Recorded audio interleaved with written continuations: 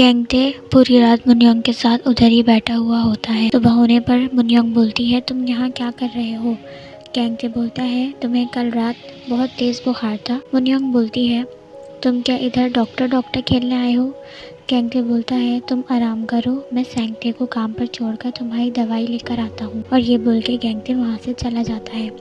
मुन्योंग अपने बेड पर ही लेटी हुई होती है तो उसे ख्याल आता है कि उसकी माँ उसे बचपन में बोलती है कि तुम्हारे बाल बहुत लंबे हैं और तुम पर बहुत अच्छे लगते हैं, तुम इन्हें कभी काटना नहीं।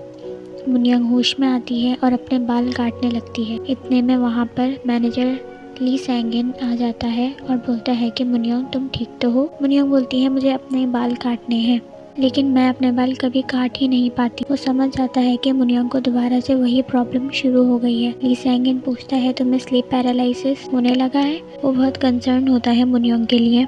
वो मुन्योंग को बोलता है, मैं तुम्हें 10 साल से जानता हूँ, मैं तुम्हें इस हालत में यहाँ नहीं छोड़ सकता, तुम चलो मेरे साथ। वो मुन्योंग का सामान पैक कर रहा होता है। मुन्योंग बोलती है, मैं नहीं जाऊँगी तुम्हारे साथ। वो मुन्योंग को ज़बरदस्ती ले जा रहा होता है। इतने में गेंगटे आ जाता है वहाँ पर और बोलता है, कहाँ ले जा रहे हो तुम इसे? वो तुम्हारे साथ नहीं जाना चाहती, तुम ज़बरदस्ती नहीं करो इसके साथ। और ली सेंगिन को घर से बाहर निकाल देता है। गेंगटे मुन्योंग की तबीयत ठीक करने के लिए उसे आउटिंग पर ले जाता है। वो दोनों वॉक कर रहे होते हैं तो मुन्योंग बोलती है, तुम्हें मेरी फिक्र थी ना, इसलिए तुमने मेरे लिए छुट्टी ली।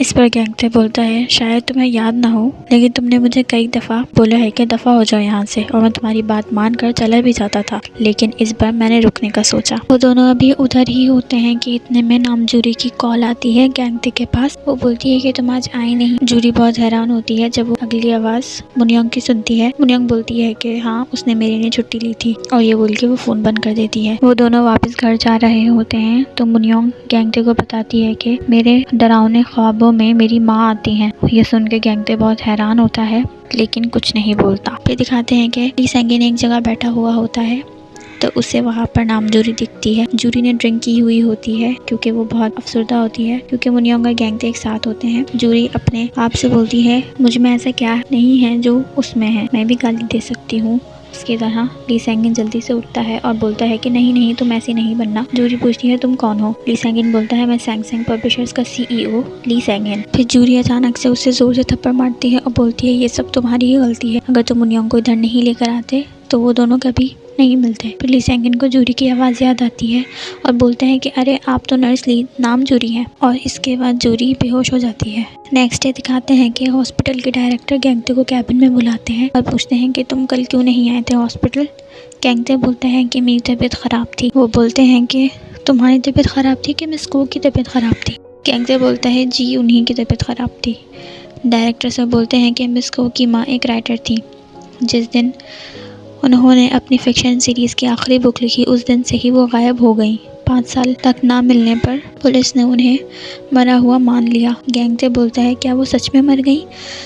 डायरेक्टर बोलते हैं, अगर वो जिंदा होती तो क्या अपने फैंस को इंतज़ार करवाती? विच ऑफ द बेस्ट के बाद क्या होता है? गेंगटे डायरेक्टर की बातें सुन के उनकी कैबिन से बाहर आ जाता है। फिर दिखाते हैं कि मुन्योंग की क्लास कैंसिल हो जाती है हॉस्पिटल से। जब गेंगटे हॉस्पिटल से घर जा रहा होता है तो वापसी में वो जेसू के पास भी जाता है और वो उसके लिए ड्रिंक्स लेके जाता है क्योंकि उसका दोस्त उससे नाराज़ होता है कि वो उसे बगैर बताए मुन्योंग के साथ रहने चला गया।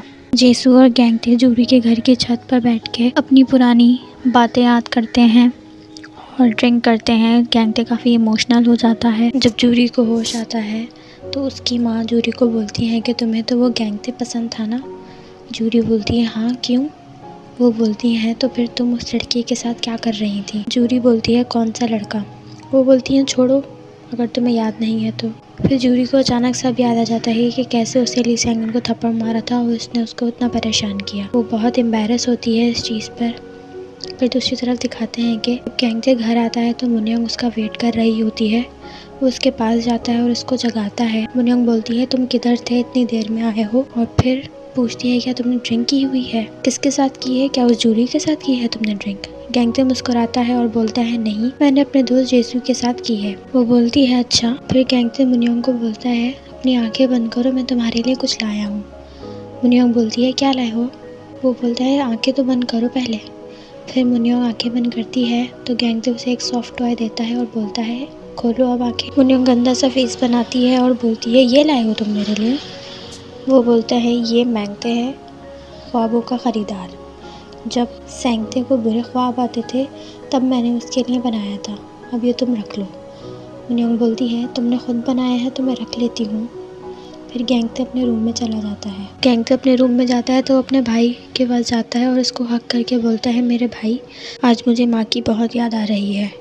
फिर पास दिखाते हैं कि गेंगते हमेशा यही सोचता था कि उसकी माँ उससे प्यार नहीं करती, लेकिन ऐसा नहीं होता। उसकी माँ अपने दोनों बच्चों से इक्वली प्यार करती थी। फिर नेक्स्ट डे दिखाते हैं कि सबको पता चल जाता है कि मुनयोंग की क्लास कैंसिल हो गई है। मुनयोंग को भी ये बात पता चल जाती है तो वो डायरेक्टर को ढूंढ रही होती है और डायरेक्टर उससे दूर भाग रहे होते हैं। फिर दिखाते हैं कि मुनयोंग फाइनली अपने बाल कट कर देती है और जब गेंगते घर आता है तो उसको बहुत प्राउडली बताती है कि मैंने अपने बाल काट दिए। दोनों खुश होते हैं। फिर गेंगते मुनयोंग के बालों को अच्छे से सेट और ट्रिम करता है। जब उसके बाल कट हो रहे होते हैं तो मुनयोंग के फादर की तबीयत ख़राब होने लगती है।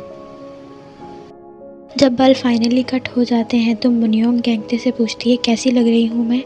गेंगते बोलता है, बहुत प्यारी। और एपिसोड यहीं पे एंड हो जाती है।